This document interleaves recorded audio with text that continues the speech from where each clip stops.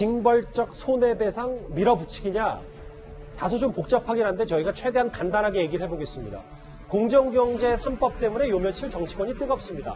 그제는 박용만 대한상공회의소 회장이, 어제는 손경식 한국경영자총협회 회장이 목소리를 냈는데요. 경청 회장이 여의도 국회를 찾은 이유부터 알아봐야 될 것 같습니다.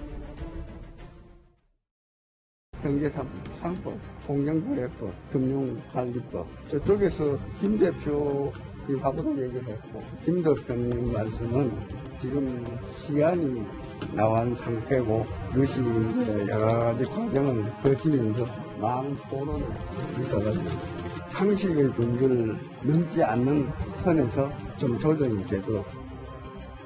기업들은 기업들대로 지금 생사가 갈리는 어려운 그 지경에 처해 있는데 기업을 옥죄는 법안이 자꾸 늘어나고 있어서 걱정의 크기가 대단히 큰 것이 사실입니다.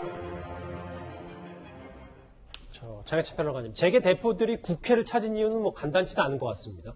네, 사실 지금 정부에서 기습적으로 입법을 예고한 법안 중에 집단 소송제 전면 도입도 있고요. 징벌적 손해배상제 같은 경우도 있고, 이 법무부에서 예고한 이 법안이 아니라도 이른바 공정경제 3법, 여기에 대해서 야당 대표인 국민의힘 김종인 비대위원장마저도 호응하는 듯한 모양새를 보이면서 기업을 규제하는 법안이 이대로 가다간 180석 여당, 그리고 경제민주화라는 아이덴티티를 가지고 있는 김종인 위원장의 어떤 호응 속에 정말 거스를 수 없는 흐름으로 쫙 이어지는 것이 아닌가 하는, 거기에 대한 경영계의 우려가 상당한 것 같습니다. 이 박용만 대한상공회의소 회장 같은 경우는 사실 문재인 대통령과 함께 해외 순방도 다니고 비교적 여권 인사들과 가까운 것으로 알려져 있는데 굉장한 우려를 지금 표하고 있죠. 경총 회장 같은 경우도 김종인 위원장을 찾아서 이야기를 했다고 하는데, 특히 지금 추진되고 있는 여러 법안 중에서 공정거래 3법 중에서 예를 들면 지금 같은 경우는 해당 상장사의 주식을 보유해도요, 6개월 정도는 보유하고 있어야만 의결권을 행사할 수 있거든요.